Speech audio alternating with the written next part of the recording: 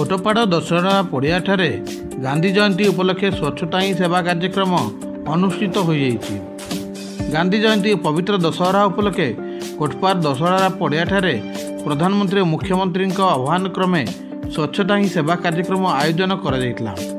आजिर कार्यक्रम में कोटपाड़ विधायक रूपू भत्रा उपस्थित रही कोटपाड़ विज्ञापित अंचल परिषदर समस्त विभाग सफाई कर्मचारी स्वच्छ साथी समस्त कर्मचारी मान सहित झाड़ू मारी स्वच्छता अभियान में सहयोग करते। विशेषकर आज गांधी जयंती और पवित्र दशहरा अवसर में समस्त कोटपाड़वासी और एनएसी कर्मचारी मानक अभिनंदन जणाइबा सहित कर्मचारी मानक उपटोकन सहित सहायता राशि प्रदान करते।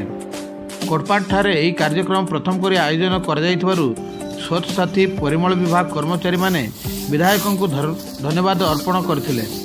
अन्य मध्य विधायक प्रतिनिधि सुरेन महांती, रामेश्वर जेना, विनायक आचार्य, विकास पट्टनायक, गौरांग नायकों सहित समस्त कर्मी कोटपाड़ एनएसी पक्षर गोपमाझी, राजेश चेटी, परिमल अधिकारी, ए राजशेखर राव, जमादार रंजन डाकुआ सहित समस्त कर्मचारी मैंने उपस्थित थिले। Kotpad Vijay Kumar Mishra report ONI। आज एमएलए सार डाकले आपन को केते खुशी लागला आ कोन कोन सब कथा हले मो ना आरती नायक एमएलए जी डाकितिले दशहरा पड़िया रे और सबु सफाई कर्मचारी मानकू एमसीसी मा स्वच्छ साथी समस्त को डाकितिले। आ एते खुशी लागला जे आम आराम रु 5-6 वर्ष है काम करुचु कौ दिने भी आमको सूता खंड मिल नथिला। आज तावाल मने आमको देले आमको एते आश्वासन दे टंका रु मिठा पर्यंत आमको देइछंती। तबे आमको बहुत खुशी लागला आर सबु माँ मने अनुभव करलु कि आज खुशी रु आरे कही अनुभव करिन जेंति खुशी लागला। प्रतिदिन आपण सफा करथले आज एमएलए सार भी आपण सहित सफा करले आम संगे सफा करले सफा करबा पे लोक कहले कि आज एमएलए निजे आपण सफा करले। हां सर आज सुंदर लागला निजे हम देखलु कि हमर झाटा बाटा से एमएल सार निजे झाटा पाटा करले सीटा हमें अनुभव करले। कचरा भी काटले सब सफा करबा पे मात्र आज निजे हां निजे भी से करले और सब दिन लोक को कहउथिले आज निजे से करले। आ कोन कोन समस्या जणैले आपण कोन कोन समस्या हमें समस्या जणाइछु अरे आसंता थरो को आउ थरे मीटिंग हेबो से कि समस्या मई बुझी आपण कोन कोन समस्या जणाइले एमसीसी रे डंपिंग सेंटर नहीं जो पाखरे आमे काम करूछु सेठी आका सब अलिया आवर्जना आनी गदा कर देउछंती आर सेठी बाछबा को कहउछंती डंपिंग सेंटर देइतिले सेही डंपिंग रे आमे काम करि थांतो।